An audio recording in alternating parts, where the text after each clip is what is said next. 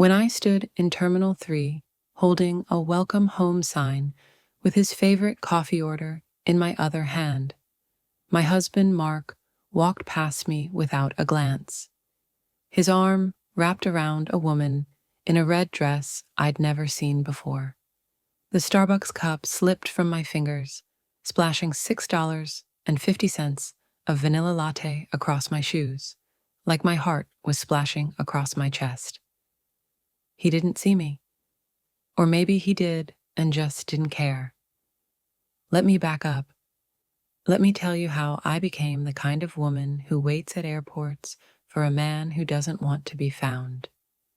My name is Jennifer. I'm 52 years old, and for the past 8 years, I've been what my husband called his partner in building our future. What I actually was, I'd come to learn, was an ATM machine with feelings. It started innocently enough. Mark's business trip to Denver, his 5th this year, was supposed to end on Friday. He'd texted me Thursday night, meetings wrapped early, landing tomorrow at 2:15 p.m. Can't wait to see you, babe. I'd taken the afternoon off from my job at the medical billing company where I'd worked for 23 years. I'd gotten my hair done that morning, $85 at the salon, because I wanted to look nice for him. I'd worn the blue dress he'd complimented once, 3 years ago. I remembered these things. I kept a mental catalog of every scrap of affection he'd ever shown me, hoarding them like a starving person hoards crumbs. Standing there in arrivals, I rehearsed my smile. Not too eager. He hated when I seemed needy. Not too casual. He'd accuse me of not caring. The Goldilocks zone of wifely greeting, performed by a woman who'd forgotten she deserved better. The flight from Denver landed early. I watched the board flip from arrived to at gate. My heart did that stupid flutter thing it always did, even after 8 years of marriage, 12 years together, total, even after everything. Let me tell you about everything. Example number 1, his mother's rent. When Mark's mother, Patricia, needed help with rent, $1,200 a month for a 2-bedroom in Phoenix, he'd looked at me across our kitchen table with those puppy dog eyes. Just for a few months, Jen. Just until she gets back on her feet. That was 6 years ago. I'd paid $86,400 of my salary to keep his mother housed. $86,400. I know because I finally calculated it one sleepless night, watching the ceiling fan spin and spin and spin. My mother lives in a studio apartment she can barely afford, surviving on Social Security.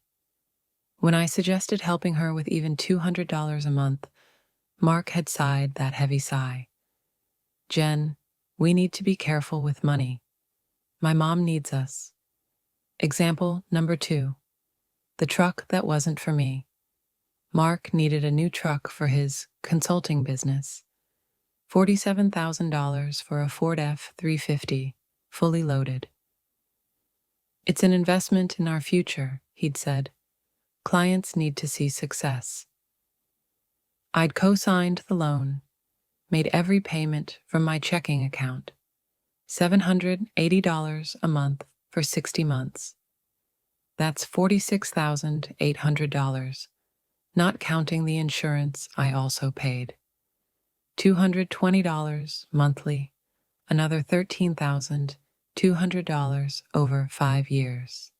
I drove a 2008 Honda Civic with 186,000 miles and a check engine light that had been on so long I'd stopped seeing it. Example number 3. His sister's emergency. Lisa, Mark's younger sister, had a dental emergency, needed implants that insurance wouldn't cover. It's $12,000, Jen. She can't smile. She can't get a job interview without teeth. I'd withdrawn money from my 401k, paid the penalties and taxes. The actual cost to me was $15,600. Lisa got her teeth. 2 months later, she posted Facebook photos from Cancun, a girls' trip, drinks with umbrellas, sunset beach poses. She never said thank you. When I mentioned it to Mark, he'd snapped, "Why do you always need credit for helping family?" Example number 4. The wedding.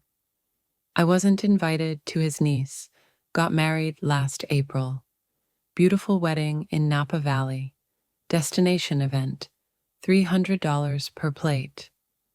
I'd bought the bride and groom a $400 KitchenAid mixer from their registry, had it shipped directly to their hotel. I found out about the wedding from Facebook. Pictures of Mark in a tuxedo, his whole family gathered, his mother's table, Patricia seated between her 2 children, laughing at some joke I wasn't there to hear. It was immediate family only, Mark had explained when I asked, his voice tight with irritation. "You're being dramatic." I'd paid his mother's rent for 6 years. I wasn't immediate enough to sit at her table. Example number 5. The boat he bought without asking. Last summer, Mark came home with a fishing boat, $23,000 worth of fiberglass and motor, financed in both our names. "It's for us," he'd said. "We'll spend weekends together on the water." I've never been invited onto that boat, not once, but I pay half the slip fees, $285 monthly, docked at a marina I've never visited. Thursday night, the night before his flight home, my phone rang at 11:47 p.m. Unknown number. I almost didn't answer. "Hello?" Heavy breathing. Then a woman's voice, young, uncertain. Are you Jennifer Hartwell?" My stomach dropped. "Yes. Who is this?" "My name is Amber. God, I don't know how to say this. I'm in Denver with your husband." The room tilted. I sat down on the edge of our bed, the bed I'd paid for with my employee discount at the furniture store, $1,800 including the mattress. "What do you mean, with him?" "I mean with him. Look, I didn't know he was married until tonight. I found his phone when he was in the shower. I saw your texts, the ones calling him honey and babe, and asking what time his flight lands tomorrow." My mouth was so dry I could barely form words. "How long?" 6 months, maybe 7. He told me he was divorced. He said his ex-wife was crazy, that she kept texting him, that he had to be nice to her because of financial entanglements. I thought that was you, his crazy ex. I started laughing. I couldn't help it. The sound coming out of me was unhinged, borderline hysterical. Financial entanglements, that's one way to put it. "I'm so sorry," Amber whispered. When I saw your messages, saw how you were waiting for him, planning to pick him up, I couldn't let you stand there like an idiot." "Too late for that," I said. "I've been standing here like an idiot for 12 years. But I went anyway. Some sick part of me needed to see it with my own eyes. I stood in Terminal 3, holding that stupid sign, watching passengers stream past. Families reuniting, business people checking phones, couples kissing hello. Then I saw him. Mark walked through the corridor in the outfit I'd helped him pack. The blue button-down, the khakis, the brown leather shoes I'd bought him for Christmas. $200 on sale. But he'd transformed somehow. He looked lighter, happier. His smile was wide and genuine, not the tight, tolerant expression he usually wore around me. The woman beside him wore a red wrap dress, her hand in his back pocket, in a way that spoke of comfort, of routine, of intimacy earned over time. They were laughing at something. His head was tilted toward hers, that tender angle he used to use with me in the beginning, back when I still believed I was special. I stood there, frozen, a middle-aged woman in a blue dress holding a sign, and yesterday's hope. They walked past me. Walked past me. Mark's eyes swept the crowd and slid right over my face like I was a stranger. Like I was nobody. Less than nobody. Furniture in an airport terminal, easily ignored. My hands started trembling. The welcome sign shook, the carefully lettered words blurring. I'd used metallic markers, drawn little hearts in the corners. 2 hours of my life I'd never get back, crafting a welcome for a man who didn't want to come home. I followed them at a distance, watched them collect baggage together, his suitcase and a smaller rolling bag that must have been hers. Watched him put his arm around her shoulders, proprietary and proud. Watched them head toward the parking garage, toward whatever car she'd driven, toward a life that didn't include me. That's when something inside me snapped. Not broke, snapped. Like a rubber band pulled too tight, finally released. The tension that had been holding me together for years suddenly let go, and I found myself standing straighter, breathing deeper, seeing clearer. I walked to my Honda, got in, and drove home in complete silence. No radio, no tears, just the sound of my own breathing and the hum of an engine that kept running despite the check engine light, despite the neglect, despite everything. When I got home, I did something I'd never done in 12 years. I locked the deadbolt. I took Mark's pillow off our bed and threw it in the garage. I opened my laptop and Googled 3 words. Divorce lawyer near me. Then I sat at the kitchen table, pulled out a notebook, and started writing down numbers. Every dollar amount, every payment, every sacrifice. Years of financial records reduced to a ledger of my own stupidity. $86,400 to his mother. $46,800 for his truck. $13,200 for his truck insurance. $15,600 for his sister's teeth. $23,000 for his boat. $17,100 for his boat docking fees. 6 months so far. $400 for a wedding gift for a wedding I couldn't attend. And hundreds of smaller amounts. Dinners I paid for, his phone bill, his gas, his clothes, his life, subsidized by mine. The total made me physically ill. $248,000. $248,000 over 8 years of marriage. My phone buzzed at 3:47 a.m. Mark, finally. Where are you? Why aren't you answering? I'm at the house and the door is locked. Did you change the locks? Call me now. I stared at the message. Thought about that young woman's voice on the phone. Amber, apologizing for my husband's lies. Thought about red dresses and easy laughter and the way Mark had looked right through me in the airport. I typed back. Business trip ended early. I met you at the airport. You weren't alone. I watched the 3 dots appear, disappear, appear again. 5 minutes of dots. Finally, Jen, I can explain everything. Let me in. We need to talk about this face to face. I turned off my phone. Tomorrow, I'd call the lawyers I'd bookmarked. Tomorrow, I'd go to the bank and remove his name from my accounts. Tomorrow, I'd begin the systematic dismantling of the life I'd built for a man who'd walked past me in an airport like I'd never existed at all.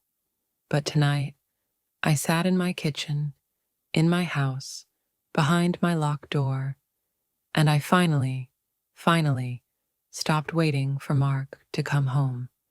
because the truth was, he'd never really been here at all. I woke up Friday morning still sitting at the kitchen table, my head on my folded arms, sunlight streaming through windows that suddenly felt like mine alone. My phone, still turned off, sat next to my notebook of numbers. Numbers that told a story I'd refused to read for 8 years. My back ached. My eyes were swollen. But something else had changed. The knot of anxiety that lived permanently in my chest. The one that made me rehearse every conversation with Mark 3 times before speaking. It was gone. In its place was something cold and clear. Purpose. I made coffee. Not his fancy French roast that cost $18 a bag. The Folgers I'd been buying for myself because he said my taste was pedestrian. It tasted like freedom. At 8 a.m. sharp, I turned on my phone. 147 messages from Mark. 23 missed calls. Voicemails that progressed from confused to angry to panicked to enraged. The last text, sent at 6:42 a.m. You're going to regret this. I have rights. That's my house too. You can't just lock me out. I'm calling my lawyer. I smiled. Actually smiled. Good, I said out loud to my empty kitchen. Call your lawyer. I'm calling mine. I'm calling. Diana Reeves came highly recommended. 3 decades of family law experience, a reputation for eating men like Mark for breakfast. Her consultation fee was $400, worth every penny. Her office was in a restored Victorian downtown, all dark wood and burgundy leather. She was 60-something, silver hair pulled back, reading glasses on a chain, and the most direct eye contact I'd experienced in years.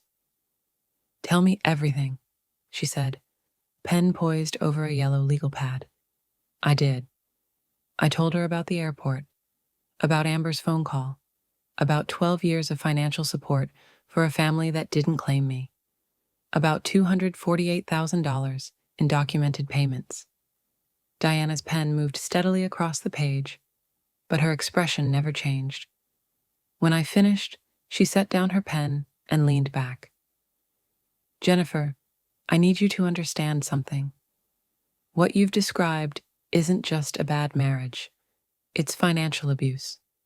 The words hit me like that coffee cup hitting the airport floor. Financial abuse? You've been systematically exploited. He's used your income to fund his lifestyle and his family while keeping you separate, unacknowledged, and diminished. The wedding exclusion? Classic isolation tactic. The anger when you needed credit for helping? That's DARVO, deny, attack, reverse victim, and offender. She pulled out a folder. I'm going to ask you to do several things today. Can you take the rest of the day off work?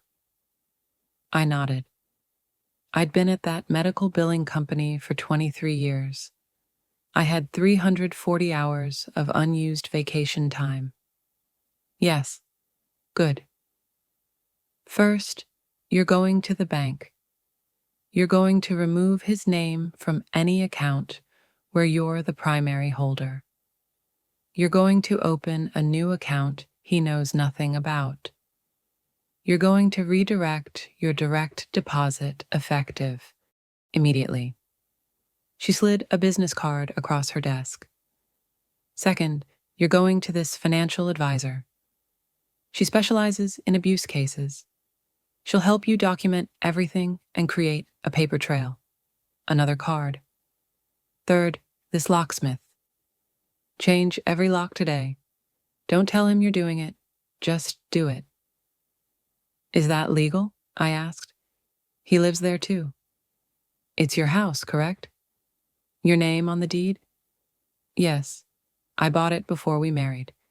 He wanted me to add his name after the wedding, but I trailed off, remembering. My dad told me not to. It was the last conversation we had before he died. Jen, he said, keep one thing that's just yours. Diana's expression softened. Your father was a smart man. That house is yours. In this state, you have every legal right to secure your own property, especially given that he's been living there on your dime. We'll document his absence. If he forces entry, that's criminal. She opened her laptop and started typing. I'm filing paperwork this afternoon, restraining order petition, dissolution of marriage, and a forensic accounting request. Do you have access to financial records? Everything. I paid all the bills. I have every statement, every receipt, every canceled check. Perfect. Bring them Monday, every single one. She looked up at me over her reading glasses. Jennifer, this won't be easy. Men like your husband don't let go of their ATM machines without a fight. He's going to escalate. He's going to make accusations. He's going to try to paint you as crazy, vindictive, unstable. Are you prepared for that? I thought about standing in Terminal 3, holding a sign for a man who walked past me like I was invisible. Yes, I said. I'm prepared. First National Bank, 11 a.m. I'd been banking there since 1998. Melissa, the branch manager, knew me by name. Jennifer, good to see you. What can I help you with today? I need to remove someone from my accounts, I said. My husband, and I need to open a new checking account that only I have access to. Something in my voice must have conveyed the urgency because Melissa's professional smile shifted to something more serious. Of course, come into my office. The account he'd been added to, my primary checking, had $4,200 in it. My savings account, which he didn't have access to, held $67,000. Years of overtime and careful saving, my escape fund that I'd never thought I'd use. I'm removing Mark Hartwell from account ending in 4782, I said. Effective immediately. Melissa typed, clicked, typed some more. Done. He'll receive a letter notifying him of the change. And I need a new account. Different account number. I want my direct deposit redirected there by next Friday's paycheck. I can do that. More typing. Jennifer, if you don't mind me asking, is everything okay? In situations like this, we usually recommend, I'm getting divorced, I said simply. He doesn't know yet. Well, he probably suspects, but he doesn't know I'm actually doing it. Melissa nodded slowly. I see. In that case, I want to flag your accounts with a verbal password. Any calls regarding your accounts will require that password before we release any information. Choose something he wouldn't know. I thought for a moment. Blue dress. Blue dress? It's what I was wearing when I became someone else. I was in the garage, throwing his belongings into garbage bags. Clothes, shoes, the golf clubs I'd bought him 3 Christmases ago, $800 for a set, he'd used twice, when I heard the pounding on the front door. Jennifer, open this goddamn door.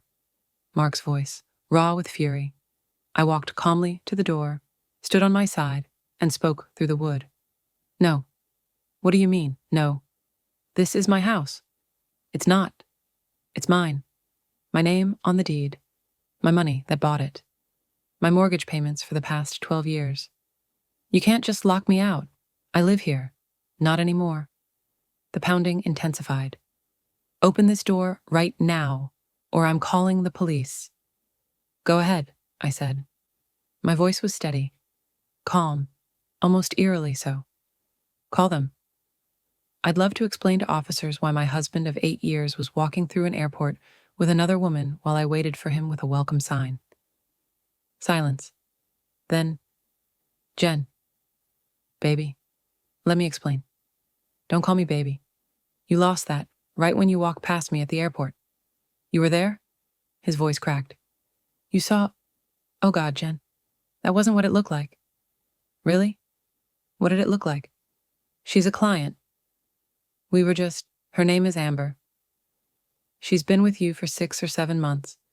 She didn't know you were married until she found your phone Thursday night. She called me to warn me. So please, Mark, tell me more about your client. More silence. When he spoke again, his voice had changed. Harder, colder. You're going to regret this. I regret a lot of things. Locking this door isn't one of them. I need my things. They're in the garage. I'll put them on the driveway. You can pick them up when I'm not here. When? I'll text you. I want to talk to you face to face. No. Jennifer. I walked away from the door, my legs shaking, but my resolve solid. I heard him kick the door, once, twice. Heard him shouting obscenities. Then, finally, the sound of his truck starting in the street, tires squealing as he peeled away. I called Diana immediately. He showed up. He tried to force his way in. I have it on the Ring doorbell camera. Perfect, she said. Send me the footage. That helps our restraining order case. That evening, I did something I hadn't done in years. I called my friend Sarah. We'd been close before Mark, but he'd always made me feel guilty about girl time. Said I was neglecting him. Said Sarah was a bad influence. Sarah was at my door in 20 minutes with 2 bottles of wine and Thai takeout. Tell me everything, she said, kicking off her shoes and curling up on my couch, like no time had passed at all. I told her. All of it. The airport, Amber, the money, the confrontation. When I finished, Sarah was quiet for a long moment. Then, Jen, I need to tell you something. Something I should have told you 8 years ago. My stomach dropped. What? When you and Mark got married, I saw him at a bar 3 weeks before the wedding. With another woman. They were very friendly. I tried to tell you, but when I brought it up, you said I was jealous, that I was trying to ruin your happiness. And Mark, he convinced you I was lying because I didn't want you to be happy. The memory surfaced, painful and clear. I'd stopped talking to Sarah for 6 months after that. Oh my God. I wasn't lying, Jen. I've watched you disappear into this marriage, watched you become smaller and smaller, and I felt so guilty for not trying harder to make you see. But you were so in love with him, and he was so good at making me look like the villain. Tears were streaming down both our faces now. I'm so sorry, I whispered. No, I'm sorry. I should have tried harder. I should have. He's done this before. The realization hit me like ice water. Amber wasn't his first. She's just the first one who told me. Sarah nodded slowly. Probably. How many women do you think there've been? In 8 years? Does it matter? No, I said, surprising myself. It doesn't. Whether it was 1 or 100, he was never mine. I was just convenient, available, paying the bills while he lived his real life somewhere else. Sarah reached over and took my hand. What are you going to do? Burn it all down, I said. Legally and systematically, I'm taking back every dollar I can, and I'm making sure he never does this to anyone else. Good, Sarah said fiercely. I'll help however I can. Monday morning, I met with Diana's recommended financial advisor, Margaret Chen. Margaret specialized in forensic accounting for divorce cases. I've reviewed the documents you sent over, Margaret said, spreading papers across her conference table. Jennifer, there's more here than you realize. She pointed to a credit card statement I'd never seen before. This was opened in 2019, in both your names. Do you remember signing for it? I leaned closer, Capital One Venture Card, $25,000 limit. Current balance, $23,400. No, I never signed for this. But that's your signature. She showed me the application. It was my signature, my social security number, my income listed as the qualifying factor. But I had no memory of signing it. He must have done it when I was asleep, I said slowly, or when I'd had wine. He used to ask me to just sign some stuff for his business. Said it was normal, that I was helping him build credit. Margaret's expression was grim. This is fraud, but because you're married and your name is on it, you're liable for this debt. She pulled out another sheet. There's more.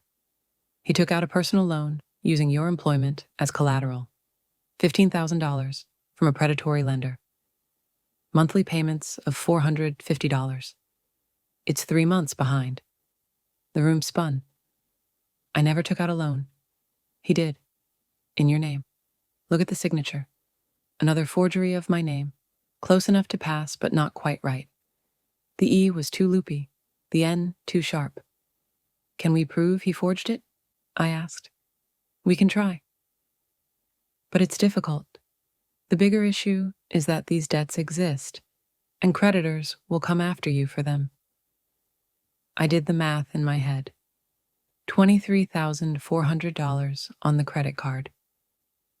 $15,000 personal loan, minus the payments he'd missed, plus interest. Another $40,000 in debt I didn't know I had. So not only did I give him $248,000 over 8 years, I said slowly, but he put me $40,000 in debt without my knowledge. Yes. I started laughing. That same unhinged sound from the phone call with Amber. That's almost $300,000. $300,000. I could have retired early. I could have traveled the world. I could have. You can still do those things, Margaret interrupted gently. But first, we need to protect your assets, document everything, and build a case for fraud. Are you willing to press charges? For the forgeries? Yes, it's your best leverage, and it's criminal, not just civil. I thought about Mark kicking my door, shouting that I'd regret this. Thought about him walking past me in the airport. Thought about 12 years of my life, sold so cheaply to a man who valued me at nothing. Yes, I said. I'll press charges. After the meeting with Margaret, I did something I hadn't done since before Mark. I went to the salon and told them to do whatever they wanted. Something different, I told Cassie, my stylist. Something that doesn't look like the woman who walked in here. Cassie studied me in the mirror. Honey, you've been getting the same cut for how long? 8 years. And let me guess, someone in your life preferred it that way. I met her eyes in the reflection. Not anymore. Say no more. 2 hours later, I had a layered bob with subtle auburn highlights. It took 10 years off my face and made my eyes look huge. I looked like someone I used to know, someone I'd forgotten existed. I drove to the cemetery where my father was buried, stood by his headstone, the March wind whipping my newly styled hair. You were right, Dad, I said out loud. You told me to keep something just for mine, the house. I'm glad I listened. I'm sorry I didn't listen to more of your advice.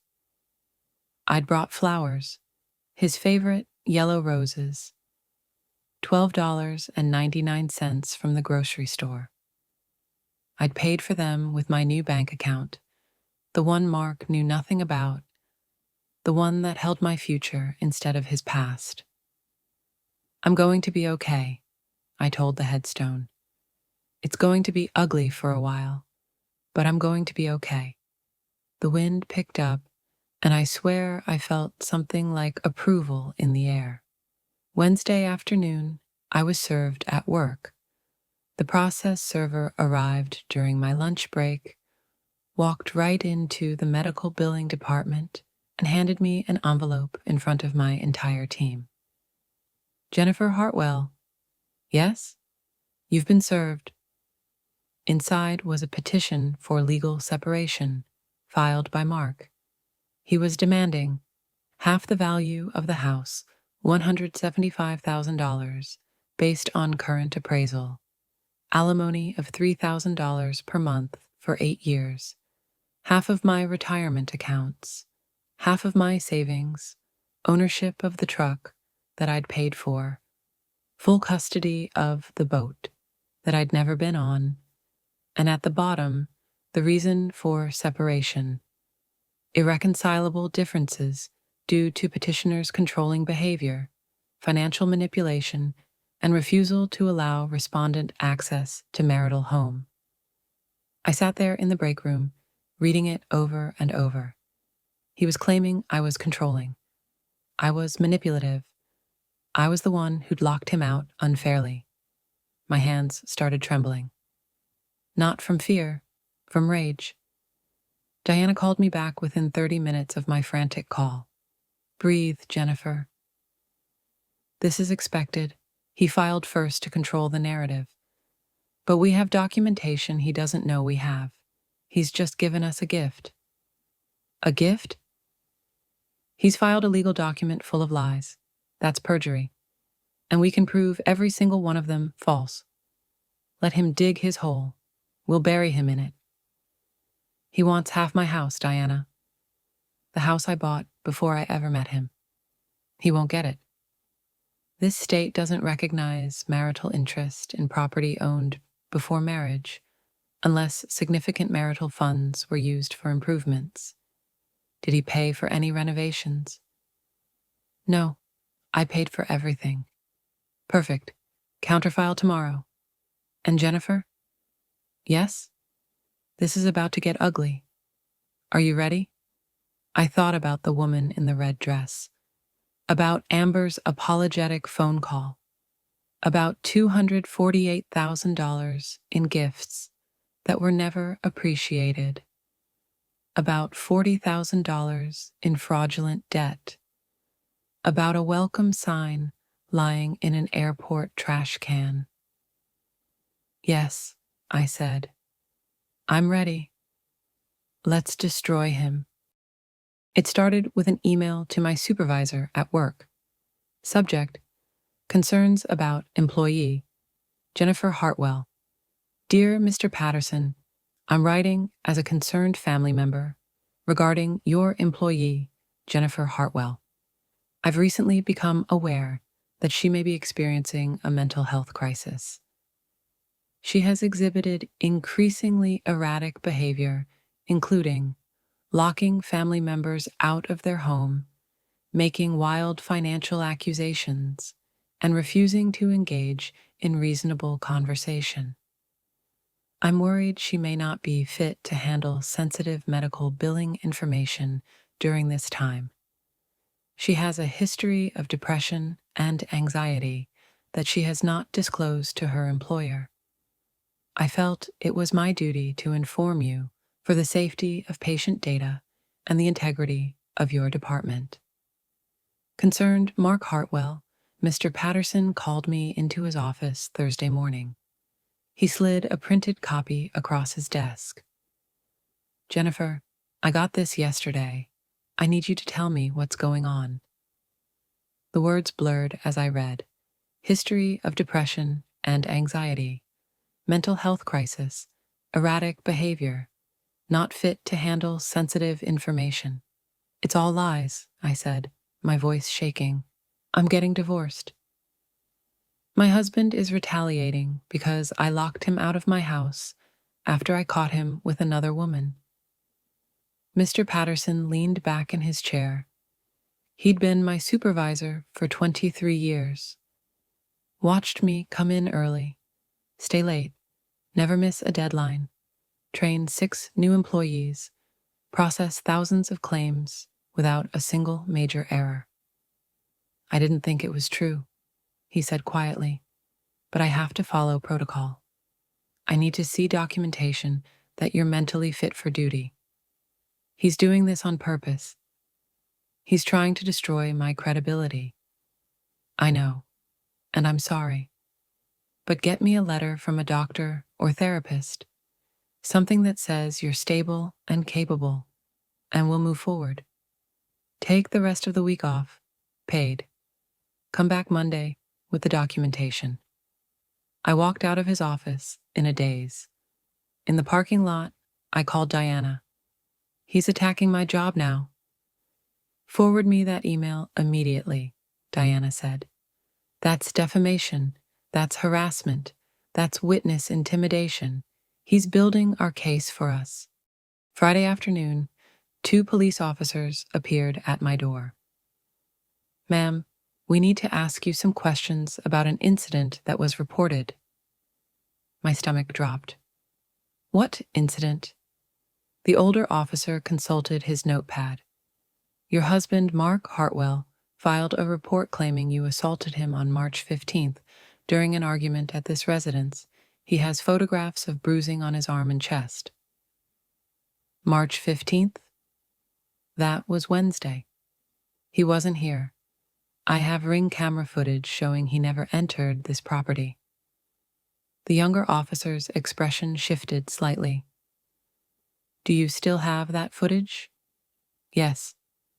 Do you want to see it? I pulled it up on my phone, showed them Mark pounding on the door, me speaking through it, him eventually leaving. No physical contact, no assault. May we have a copy of that? The older officer asked. Absolutely. They exchanged glances. The older officer closed his notepad. Ma'am, we'll need you to come down to the station to make a statement. But based on what we're seeing here, it appears Mr. Hartwell may have filed a false report. He's trying to make me look dangerous, I said. To get a restraining order against me, to make it look like I'm the abuser. We see this sometimes in divorce cases, the younger officer said quietly. Document everything, every contact, every message, every incident, and get a good lawyer. I have one. After they left, I sat on my couch and just breathed. He was escalating faster than Diana had predicted. First my job, now the police. What would be next? The answer came 2 hours later. Patricia, Mark's mother, called me from a number I didn't recognize. Jennifer, honey, we need to talk. I almost hung up, but curiosity stopped me. About what, Patricia? I'm worried about you. Mark told me you've been having difficulties. Hearing things, seeing things that aren't real. He thinks you need help. The audacity made me laugh. Patricia, I've paid your rent for 6 years. 72 months of $1,200 each. That's $86,400. I have the canceled checks. And Mark thinks I'm the one who needs help? Silence. Then, that was just temporary assistance. 6 years, Patricia. I asked Mark once if we could help my mother with $200 a month for groceries. He said we couldn't afford it. But we could afford $1,200 a month for you? Well, I didn't know. You knew. You all knew. You just didn't care because I was convenient. That's not fair, Jennifer. We're family. No, I interrupted. We're not. I wasn't immediate family enough to attend your granddaughter's wedding. I wasn't family enough to be introduced as Mark's wife at any family gathering. I was just the bank, and the bank is now closed. I hung up. 10 minutes later, a text from an unknown number. This is Dr. Richard Paulson from Mercy Psychiatric Hospital. Your family has expressed concern about your welfare and has requested an involuntary psychiatric evaluation. We have an opening tomorrow at 10 a.m. Failure to appear may result in a court order for evaluation. Please call to confirm. My hands went numb. They were trying to have me committed. I called Diana, my voice barely a whisper. They want to put me in a psychiatric hospital. Forward me that text. That's not how involuntary commitments work. You can't just schedule one like a dentist appointment. This is harassment, possibly criminal impersonation. I'm calling this number right now. She called back 15 minutes later. That's not a real doctor. The number goes to a Google Voice account. They're manufacturing evidence of mental instability, probably hoping you'd panic and do something reckless, or that you'd actually show up somewhere and they'd have you on camera seeking psychiatric help. How is this legal? It's not. None of this is legal. Jennifer, we need to go on the offensive. I'm filing an emergency restraining order against Mark, his mother, and his sister. And I'm calling the prosecutor's office about the false police report and this fake psychiatric referral. He's committing crimes now. Real, prosecutable crimes. The preliminary hearing was set for April 3rd, 2 weeks away. Diana spent those weeks building our case like a fortress. We have 5 witnesses, she told me in a strategy session. 5 people who will testify to his pattern of behavior, to your stability, and to the financial abuse. Witness 1. Sarah Mitchell, my friend who saw Mark with another woman before our wedding. She'd testify about his isolation tactics and how he'd systematically cut me off from support systems. Witness 2. Margaret Chen, the forensic accountant who'd traced the fraudulent debt. She'd present her findings, $248,000 in documented transfers to Mark and his family, $40,000 in forged debt, and a pattern of financial exploitation. Witness 3. Dr. Lisa Reynolds, my primary care physician for 15 years. She'd testify that I had no history of mental illness, no prescriptions for psychiatric medication, and no documented mental health concerns. She'd refute every claim Mark made about my supposed instability. Witness 4. David Patterson, my supervisor. Surprisingly, he'd volunteered. 23 years, he told Diana. Jennifer's been with us for 23 years. Impeccable record, no issues. If her husband is lying about her mental health, I want the court to know it. Witness 5. Amber Rodriguez, the woman from Denver. When Diana tracked her down and explained the situation, Amber had been horrified. He told me she was his crazy ex-wife who wouldn't leave him alone. He told me she was dangerous. I'll testify. I'll tell them everything. Mark will have witnesses too, Diana warned. His mother, his sister, probably some friends who'll lie for him. But we have documentation.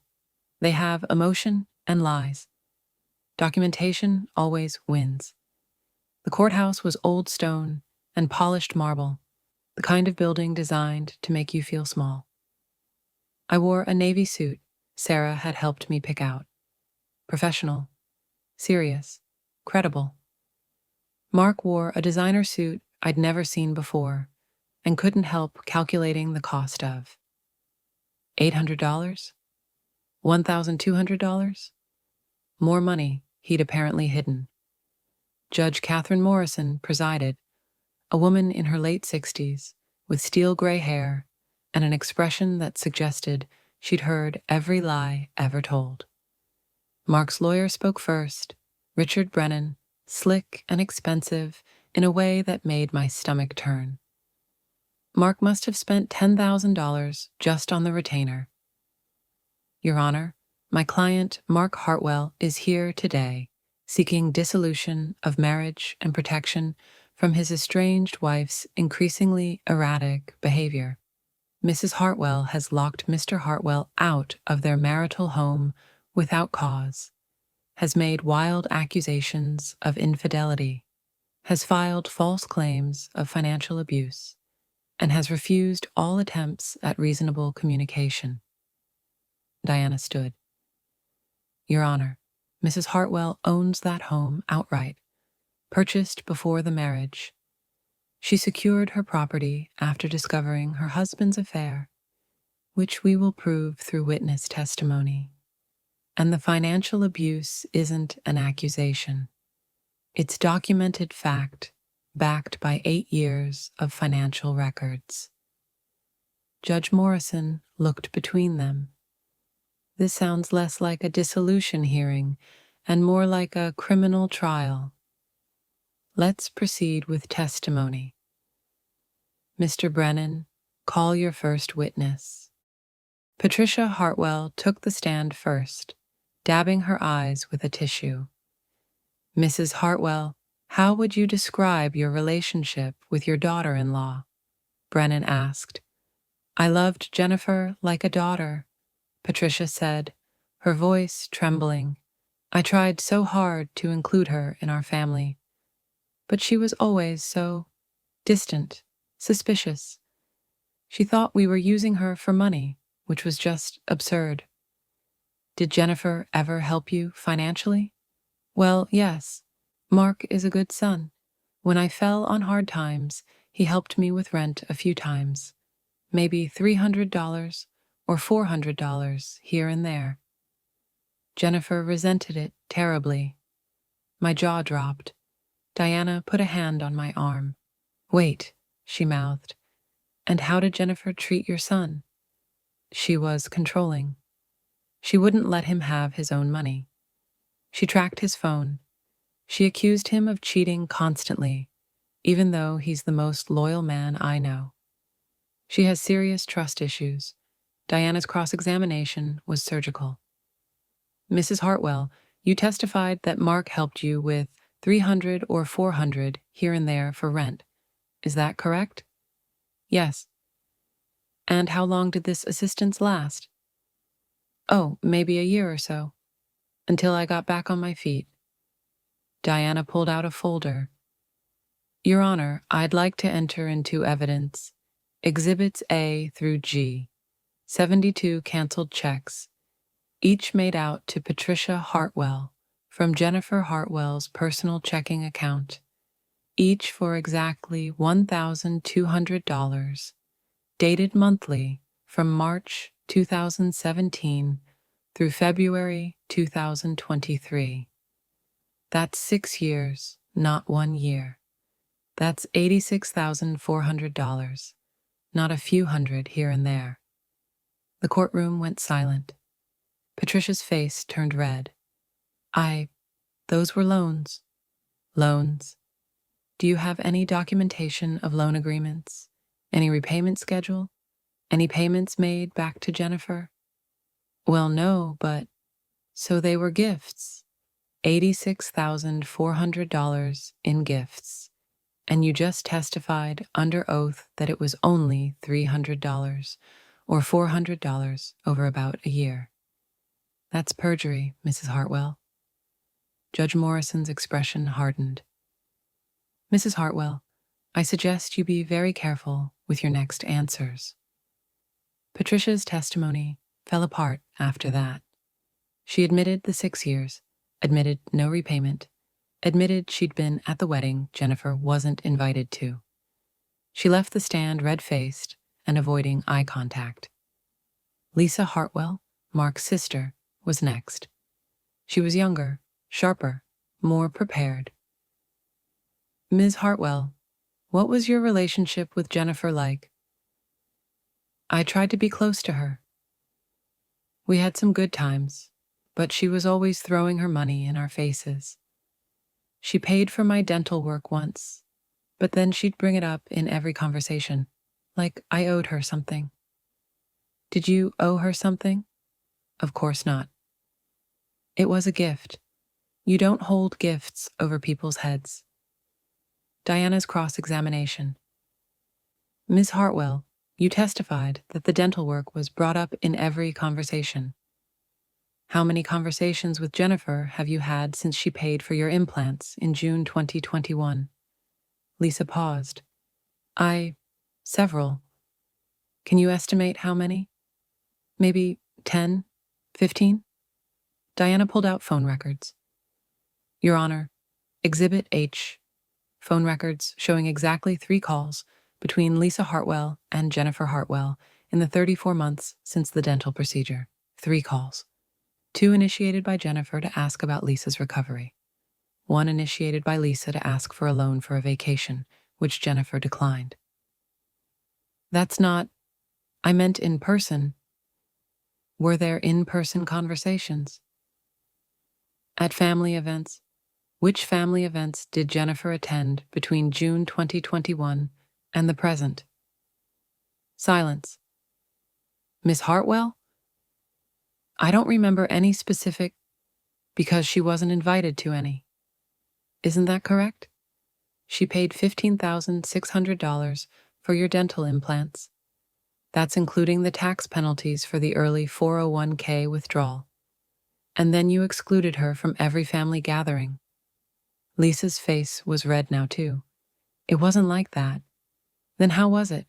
She made people uncomfortable. How? She was always so... there. Always watching. Always judging. Or was she simply present, and her presence reminded you that you'd taken $15,600 from her and never said thank you? Objection, Brennan shouted. Argumentative. Sustained, Judge Morrison said. But Ms. Reynolds, you've made your point. Ms. Hartwell, you may step down. Mark's friend, James Dutton, testified next. He painted a picture of Mark as a devoted husband, frustrated by Jennifer's jealousy and control issues. He'd show up to guys' night just exhausted, James said. Said Jennifer tracked his every move, made him account for every dollar. He felt like a prisoner in his own marriage. Diana barely had to try with this one. Mr. Dutton, when was the last time you saw Mr. Hartwell at these guys' nights? Maybe 3 months ago. And where do these guys' nights take place? Usually at Murphy's Bar on 5th Street. Your Honor, Exhibit I, credit card statements from Mark Hartwell's personal credit card, the one Jennifer paid off monthly.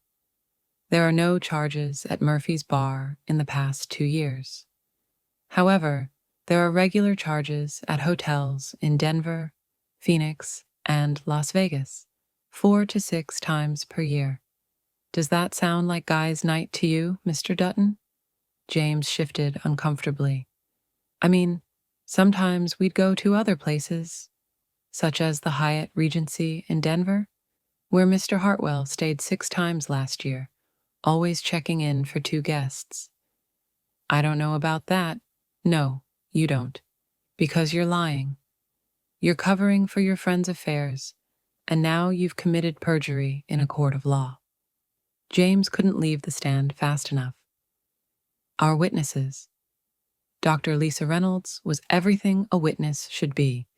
Calm, professional, unshakable. Dr. Reynolds, how long have you been Jennifer Hartwell's physician? 15 years.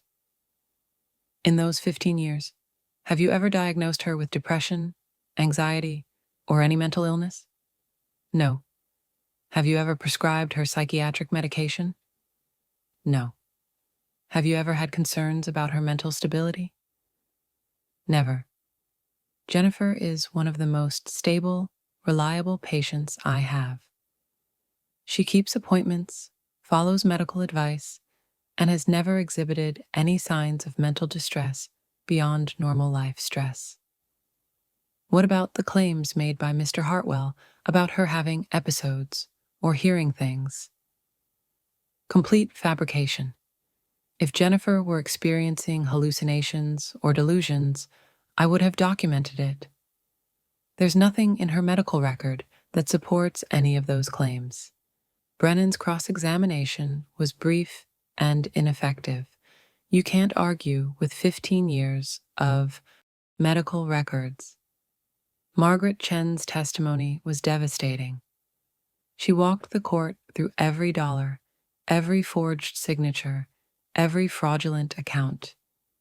In total, Margaret concluded, Jennifer Hartwell transferred or paid $248,000 to Mark Hartwell and his family over 8 years. Additionally, Mr. Hartwell opened credit accounts and took out loans in Mrs. Hartwell's name without her knowledge or consent, creating $40,247 in additional debt.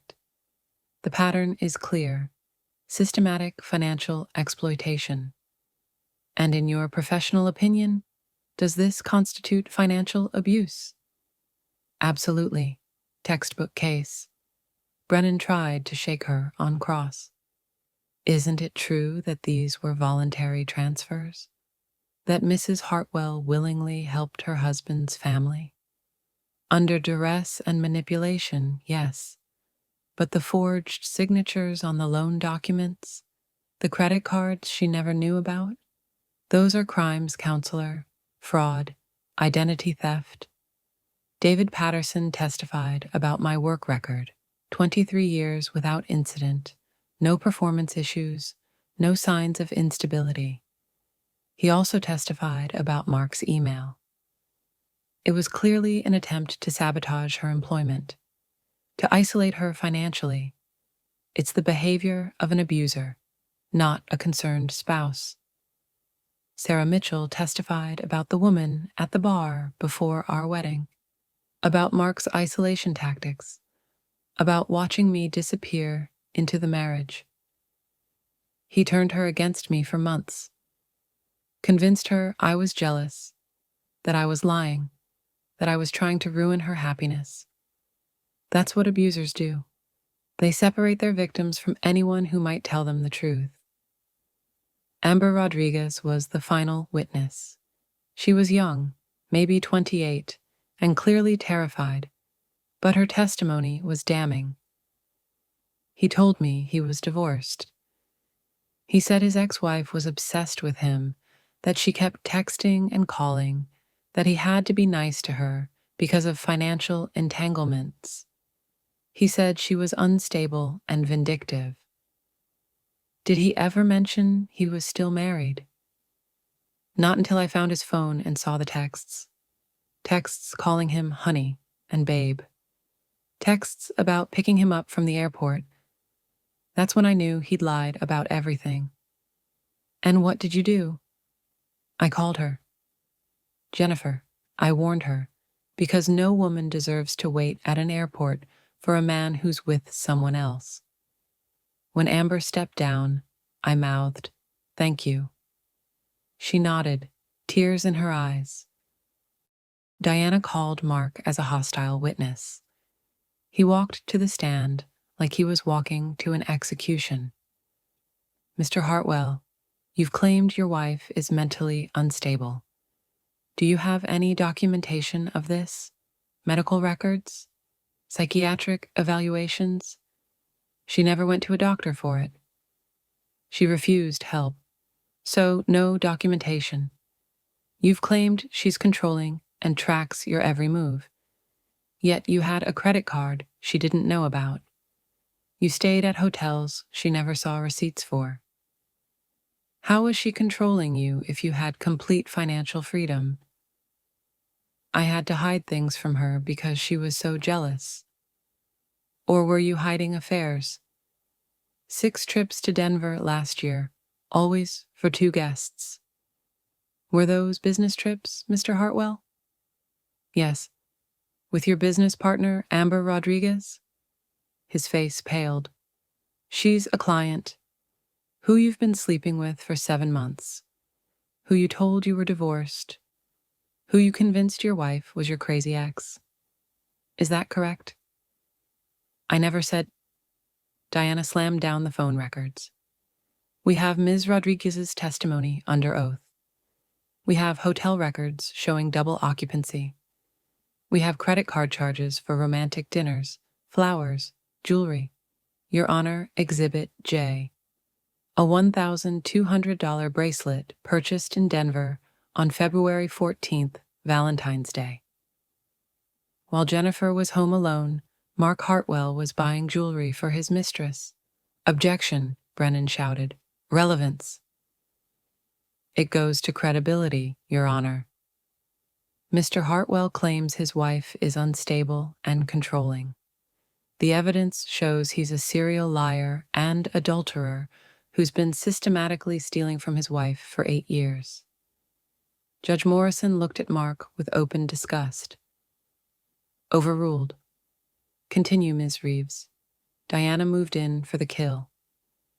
Mr. Hartwell, did you open a Capital One credit card in your wife's name without her permission? She signed the application. While asleep? While drunk? When exactly did she sign this application? She has no memory of... I don't know. She signed it. It's her signature. A forged signature. Did you also take out a $15,000 personal loan in her name? That was for both of us. She never saw a penny of it. Where did that money go, Mr. Hartwell? Silence. Where did the money go? I had expenses. Gambling debts. Isn't that true? You have a gambling problem. You've been funding it with your wife's money and identity. That's not... We have statements from 3 casinos in Las Vegas showing losses totaling $43,000 over the past 2 years. Where do you think that money came from? Mark's composure finally cracked. She owed me. I gave her 8 years of my life. She owes me for that. The courtroom went dead silent. Deanna let the words hang in the air. Then quietly, she paid you $248,000 for 8 years of your life. That's $31,000 per year. And you think she owes you more? Mark's face was purple with rage. I could have married someone better, someone with more money. She should be grateful I chose her. No further questions, Your Honor. The witness has convicted himself. Judge Catherine Morrison didn't even need to recess to deliberate. After Mark's spectacular self-destruction on the stand, she removed her reading glasses, set them on the bench, and looked directly at him with an expression I can only describe as judicial contempt. In my 32 years on this bench, she began, her voice cutting through the silent courtroom like a knife, I have seen many disturbing cases. But Mr. Hartwell, your behavior represents a particularly egregious form of domestic abuse, one that operates in shadows, that manipulates through gaslighting, and that exploits basic human decency for personal gain. Mark opened his mouth. His lawyer put a hand on his arm. The evidence before this court is overwhelming. Mrs. Jennifer Hartwell provided $248,000 in direct financial support to you and your family over 8 years. You repaid this generosity by committing identity theft, fraud, and serial adultery. You then attempted to paint your victim as mentally unstable when she finally found the courage to protect herself. Judge Morrison picked up a document. I'm granting Mrs. Hartwell's petition for dissolution of marriage. Furthermore, I'm issuing the following orders. 1. Mr. Hartwell is to have no contact with Mrs. Hartwell. No calls, no texts, no emails, no third-party communication. A permanent restraining order is hereby granted. 2. The marital home, being Mrs. Hartwell's separate property purchased before marriage, remains entirely hers. Mr. Hartwell has no claim to it whatsoever. 3. All retirement accounts, savings accounts, and assets held in Mrs. Hartwell's name remain her separate property. 4. Mr. Hartwell is ordered to repay Mrs. Hartwell the sum of $248,000 over a period not to exceed 10 years, with interest accruing at 7% annually. Monthly payments of $2,871.88 begin immediately. 5. Mr. Hartwell is solely responsible for all fraudulent debts opened in Mrs. Hartwell's name. The Capital One credit card debt of $23,400 and the personal loan of $15,000 are his sole obligation. Mrs. Hartwell's credit report will be cleared of these fraudulent accounts. 6. Mr. Hartwell shall pay Mrs. Hartwell's legal fees in their entirety. She glanced at a paper, $47,500 to date. 7. I am referring this case to the District Attorney's Office for prosecution of identity theft, fraud, and perjury. Mr. Hartwell, you may face criminal charges. The courtroom erupted. Mark's face went from purple to white. Brennan was frantically whispering to him, but Mark just sat there, staring at the judge like he couldn't believe what was happening. But, Your Honor, Mark sputtered, standing up despite his lawyer's restraining hand. She can't do this to me. I have rights. That's my money. Silence. Judge Morrison's voice cracked like a whip.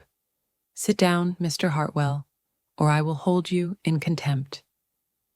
You have no rights to money you stole. You have no rights to property you never owned.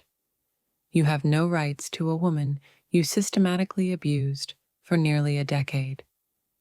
She turned to me, and her expression softened slightly. Mrs. Hartwell, I want you to understand something. What happened to you was not your fault.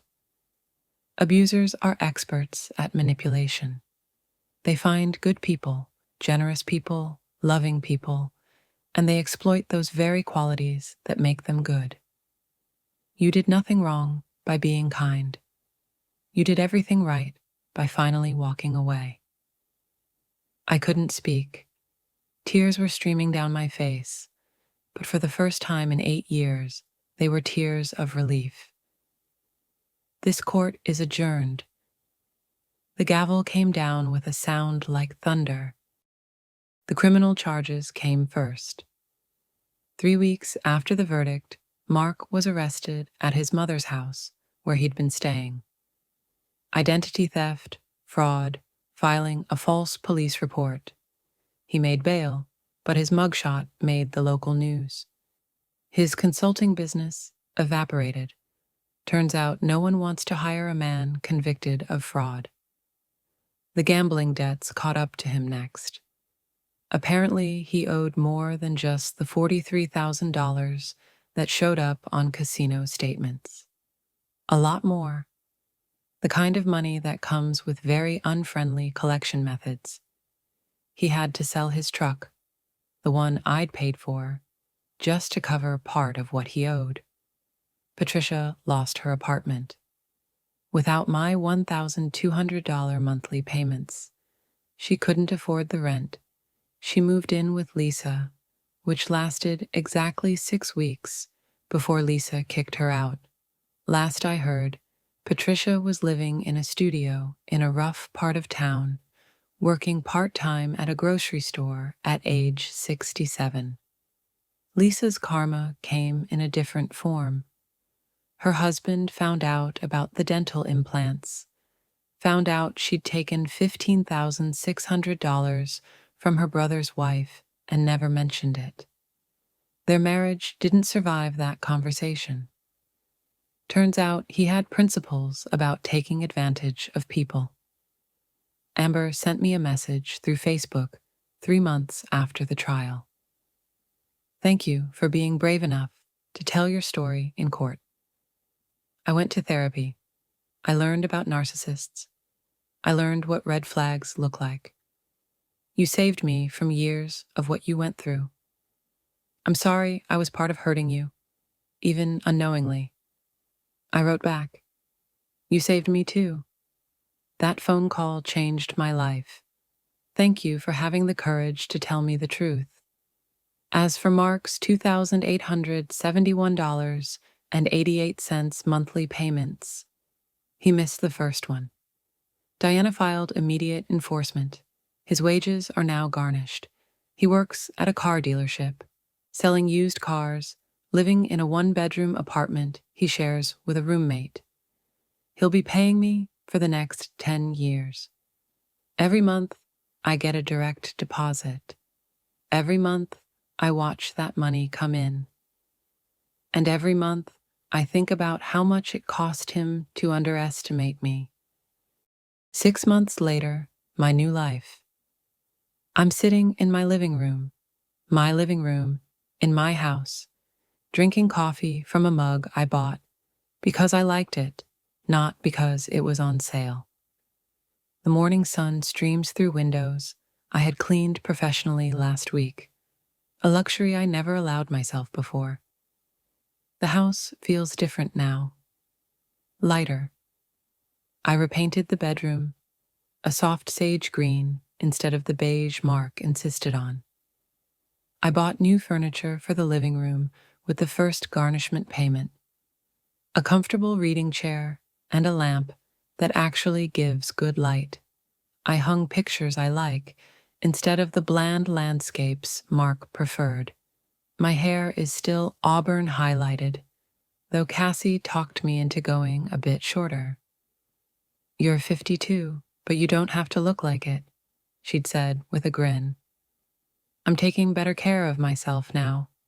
Weekly salon visits, monthly spa treatments, a gym membership I actually use.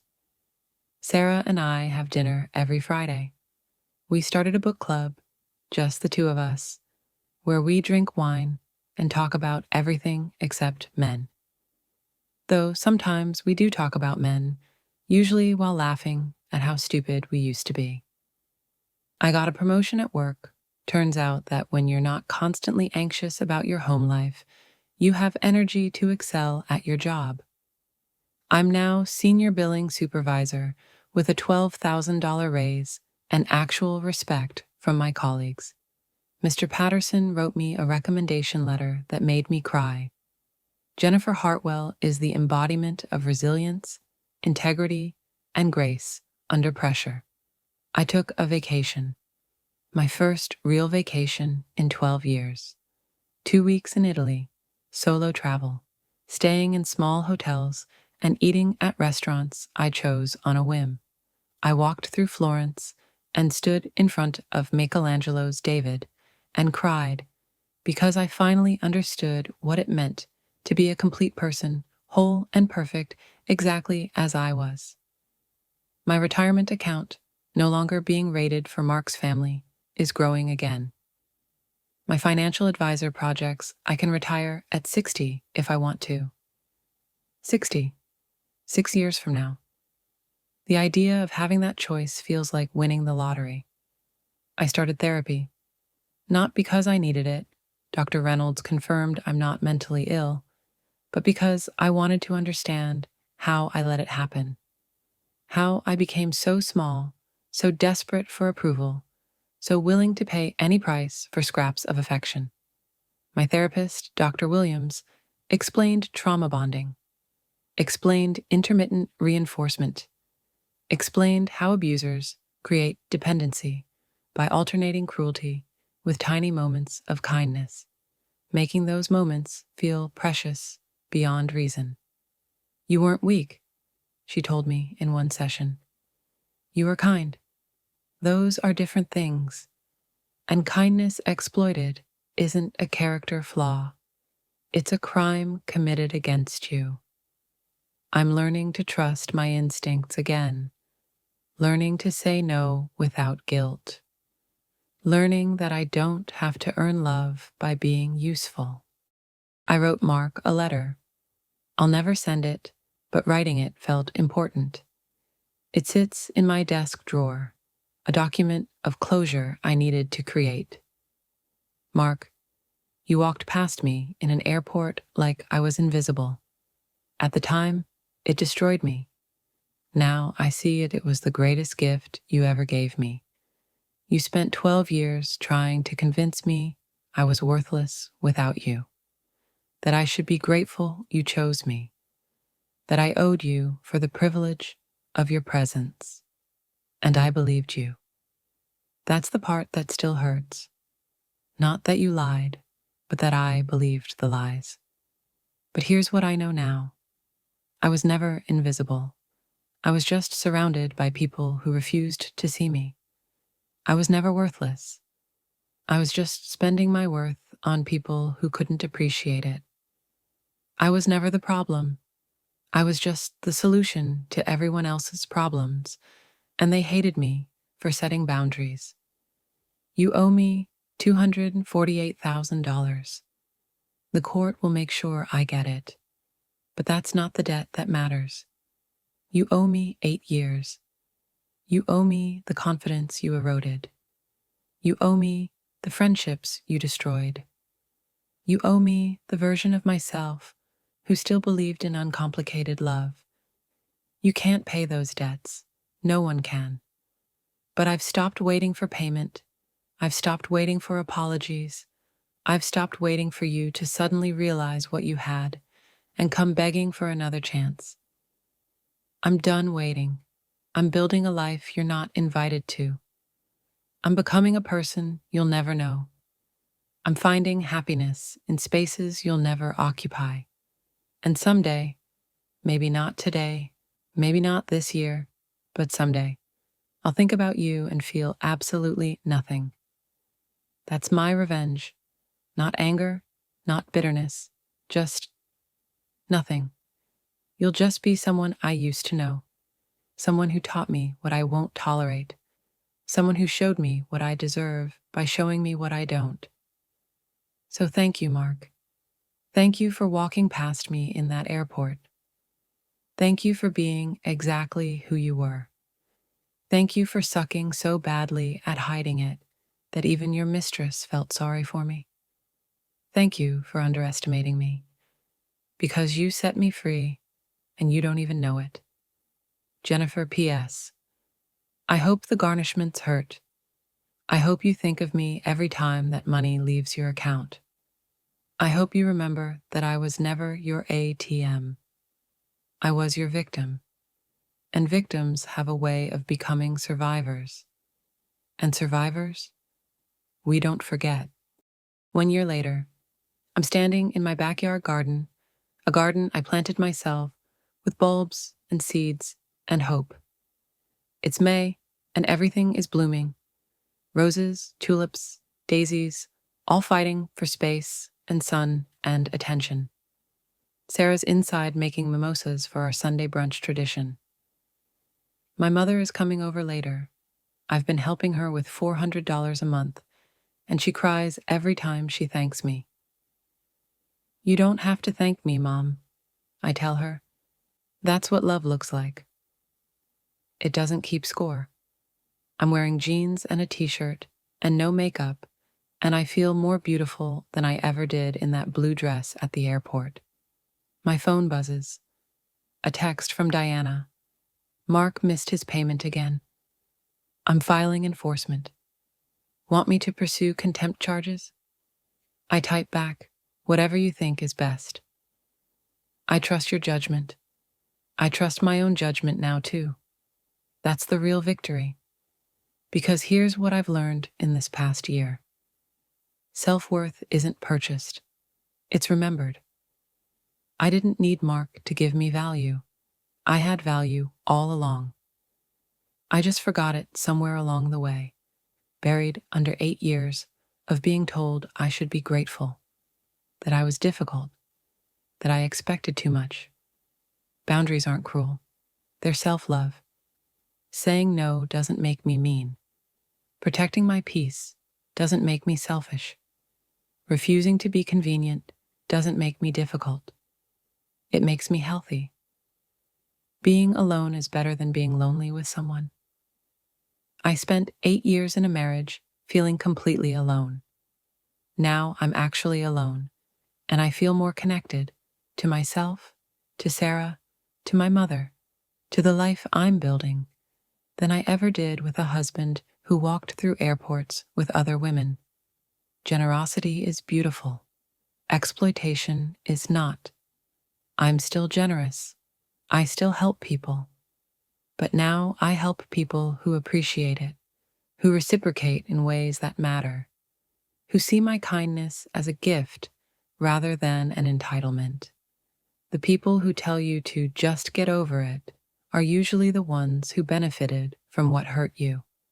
Patricia, Lisa, Mark, they all told me I was holding grudges, being petty, unable to forgive. Of course they did. My healing meant their gravy train ended. My boundaries meant their free ride was over.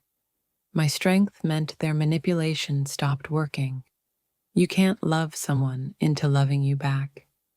I gave Mark $248,000 worth of proof that I loved him.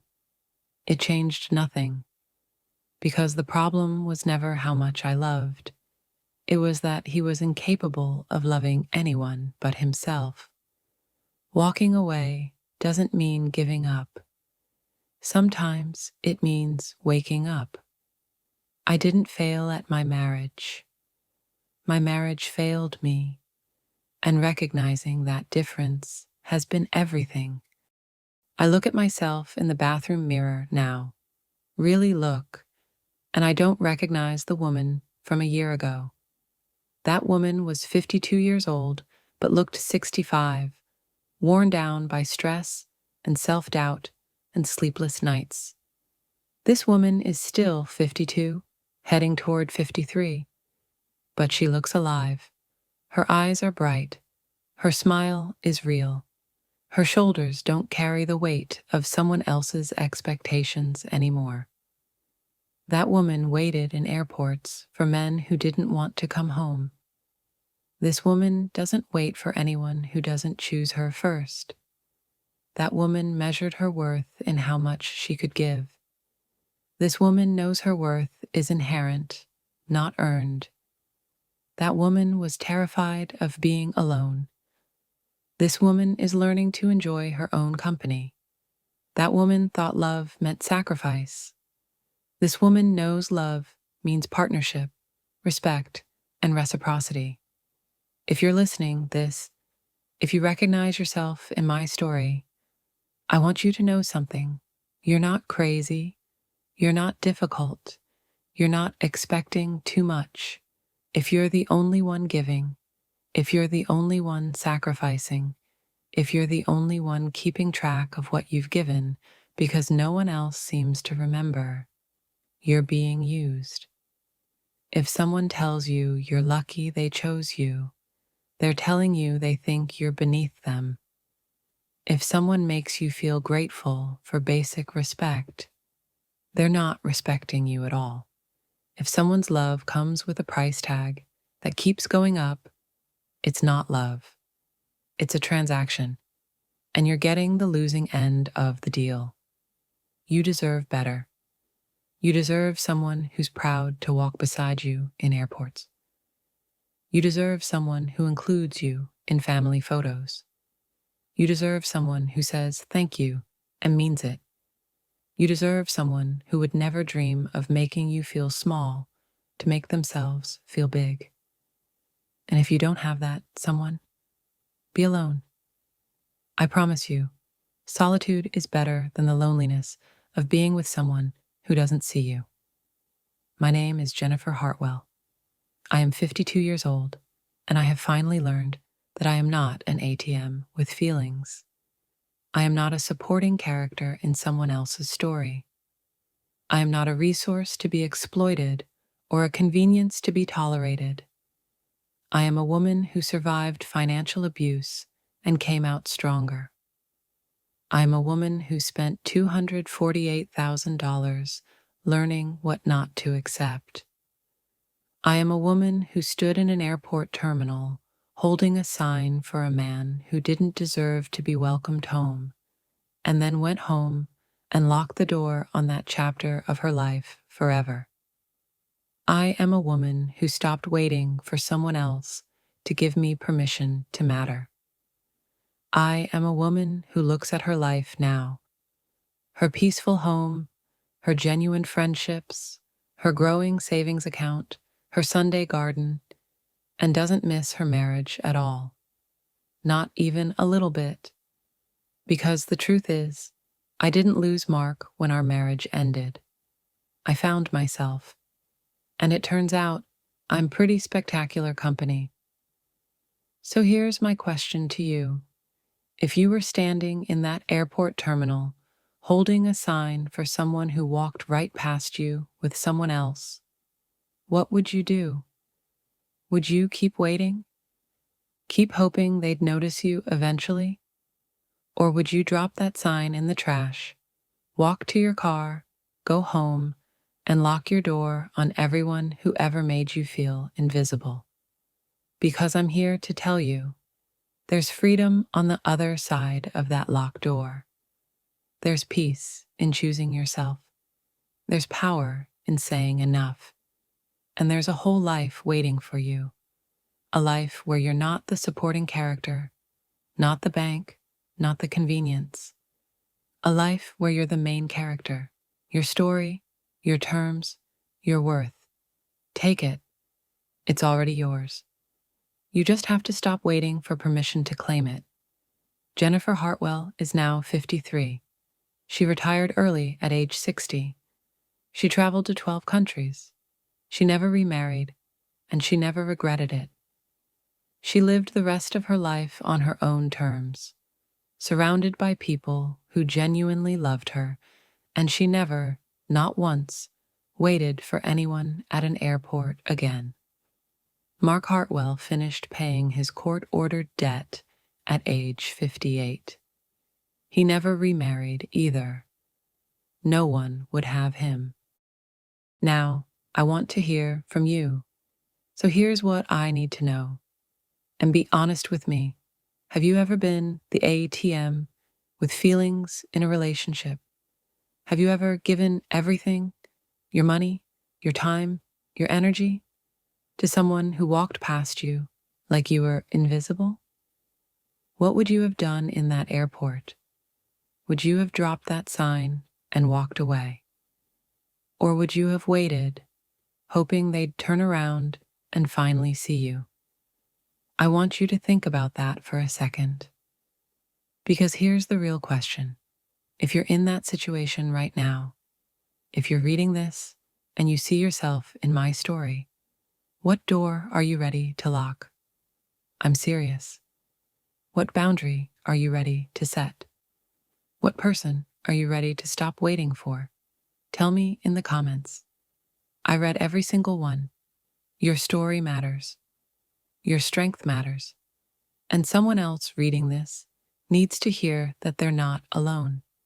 If this story helped you, if it opened your eyes to something you've been avoiding, do me a favor. Share this with someone who needs to hear it. Send it to that friend who keeps making excuses for someone who doesn't deserve them. Send it to your sister, your daughter, your coworker who's always broke because they're funding someone else's life. You might just save them years of pain. And if you want more stories like this, stories about people who stopped being convenient and started being free, make sure you're subscribed. Hit that subscribe button, turn on notifications, because next I'm sharing another one that's going to blow your mind. Trust me, you'll want to hear that one. Thank you for being here. Thank you for listening. Thank you for being part of a community where we choose ourselves first, where we know our worth, and where we don't wait for anyone who doesn't choose us back. Now go lock some doors. I'll see you in the next one.